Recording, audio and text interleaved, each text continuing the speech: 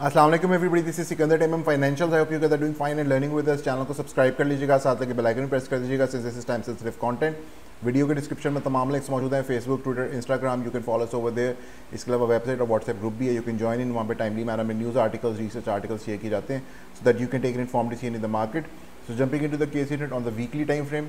Weekly में मैंने आपको बताया था कि 200 सिंपल मूविंग एवरेज जब तक रेजिस्टेंस के तौर पर एक्ट करती रहेगी तब तक के ऊपर की तरफ का कोई मूव जो है पॉसिबली नहीं होगा। So for now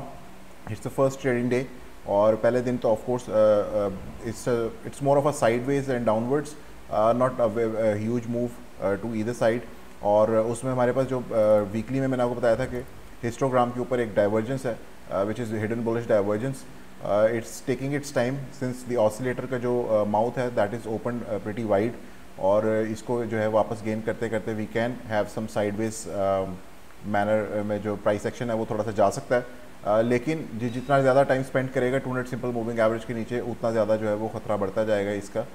roll over होने का। जस्ट लाइक यहाँ पे आपने देखा कि 0.236 के लेवल के नीचे जब मैं बता रहा था कि 0.236 लेवल हमें वापस ऊपर से उसके ऊपर क्लोज करना है, तो उसके नीचे प्राइस एक्शन कितनी देर रहा और आखिरकार रोल ओवर होकर प्राइस एक्शन नीचे आ गया। इसी तरह वी कुड एक्सपेक्ट कि अगर ये ज़्यादा देर यहाँ पे रहता है तो रोल ओवर होकर दोबारा प्राइस एक्शन नीचे की तरफ जा सकता है। प्लस जो हमारे पास डेली टाइम फ्रेम था जिसमें मैंने आपको बताया था कि डाइवर्जेंस जो है वो जैसे ही कंफर्म होगी समवेयर अराउंड 40,340 या 50 पॉइंट्स के लगभग। सो 40,340 या 50 के पॉइंट्स के बाद हमें क्लोज नहीं मिल पा रहा है। वहाँ तक मार्केट जाती ज़रूर है but there is a rejection point over there, और उसके ऊपर हमें क्लोज नहीं मिल रहा। जैसे इसके ऊपर क्लोज मिलता है तो hopefully we can have a push to the upside at least to the 0.236 level. अगर आप ये पूरा जो लास्ट मूव है रिट्रेस करें starting from 15th of April all the way down to 22nd of July, तो हमारे पास जो एक 0.236 लेवल बनता है that is the first line in the sand. आपको भी यहाँ पे स्ट्रक्चर भी नज़र आ रहा है समवॉट लाइक दिस। यहाँ पे जो स्ट्रक्चर है this also calls in for the importance of this level के हमारे पास ये जो लेवल है यहाँ पे एक रेजिस्टेंस मौजूद है और वो 41,435 पॉइंट्स जो है approximately that is the one that we need to look out for. अगर उसके ऊपर क्लोज मिल जाता है yes we can have a further push, लेकिन उससे पहले हमारे पास जो डाइवर्जेंस है उसके लिए उसकी कंफर्मेशन के लिए 40,340 या 50 के लगभग एक क्लोज चाहिए होगा on the daily time frame so that we can push hard into the 21 exponential moving average and finally get a close above it and to get a move somewhere around 41,435। So it is a tricky situation a bit,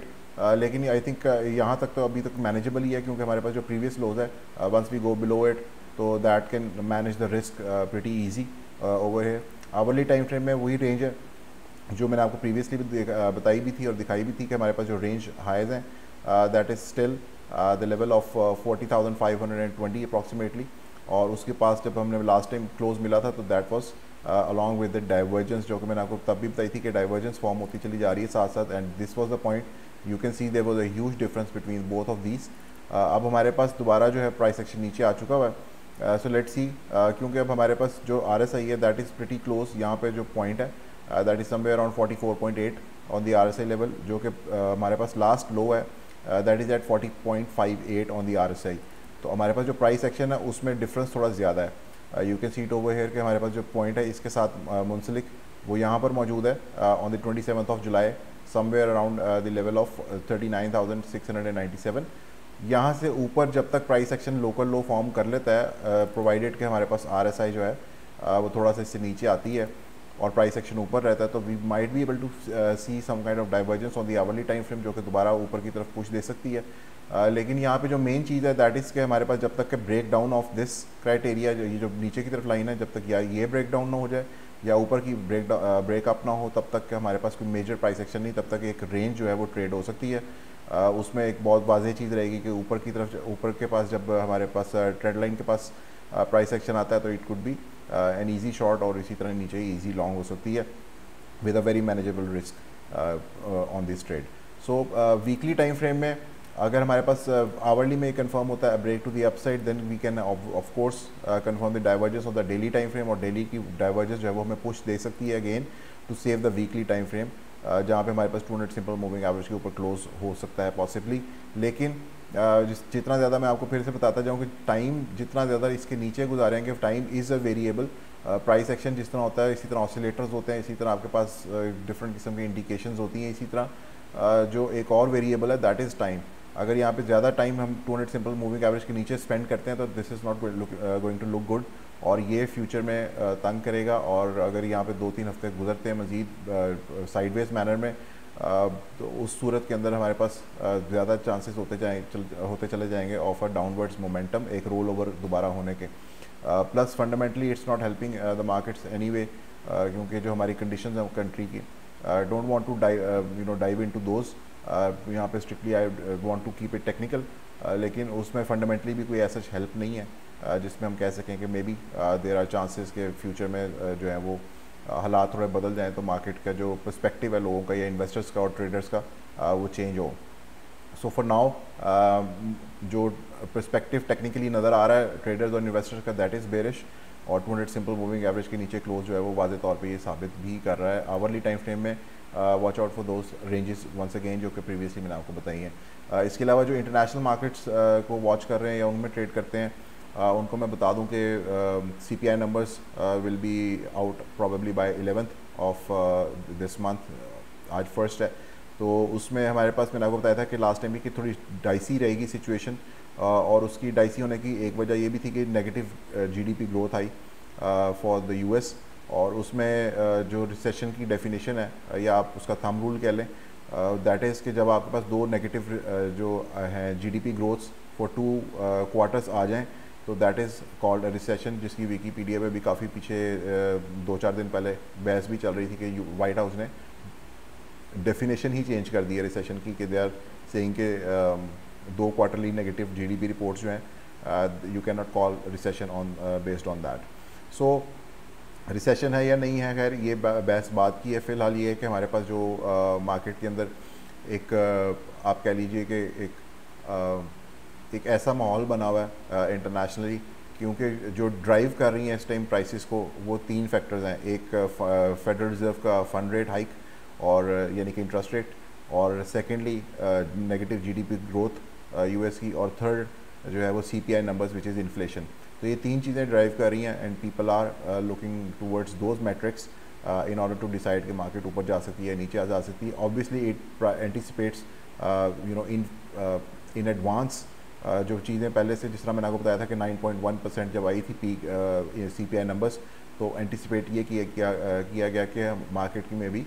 this might be the highest peak for the quarter और for 6 months और may be the year as well. तो उसमें हमारे पास further जो है CPI numbers क्या आते हैं उसके ऊपर बहुत ज़्यादा नज़रें हैं, क्योंकि अगर पिछली CPI नंबर्स पीक थे तो इस दफ़ा कम आने चाहिए, और अगर ऐसा ना हुआ तो of course markets are going to tumble down, या आप उसको दोबारा से क्रैश की सूरत भी कह सकते हैं। And plus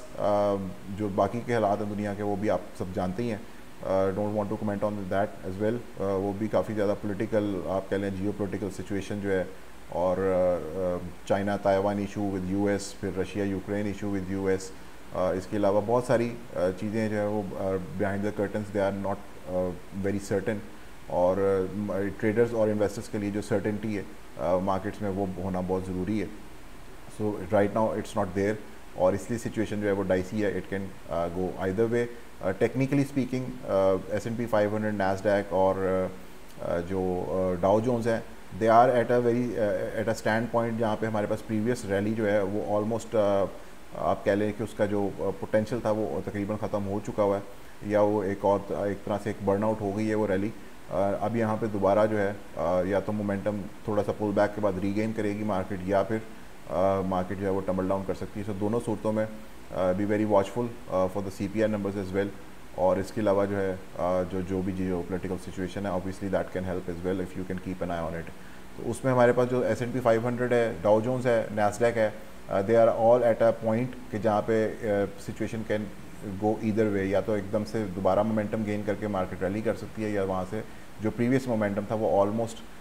it's about to fade out. तो उसमें अगर वो फेड आउट हो जाता है, पुल बैक क्रिएट होता है और मार्केट रुकती है किसी खास पॉइंट के ऊपर और वहाँ से दोबारा एक मोमेंटम गेन करने की कोशिश करती है, in that case yes the markets can go up, और उसमें फिर हमारे पास भी इफेक्ट आ सकता है।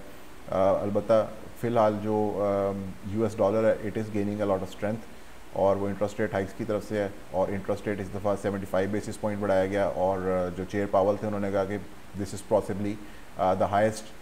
Rate hike that we are looking forward to. Which is के 75 से ऊपर शायद अब वो दोबारा ना करें, लेकिन next month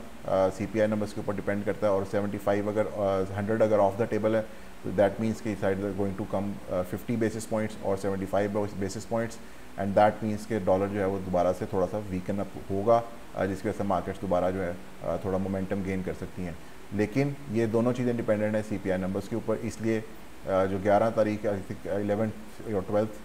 that is the date for the release of those numbers. अगर वो नंबर्स जो है वो कम आते हैं 9.1 से तो वो मार्केट्स के लिए आई थिंक बहुत अच्छी चीज़ होगी। इसके साथ ही मुझे इजाज़त दीजिएगा। Thank you so much. अल्लाह हाफ़िज़।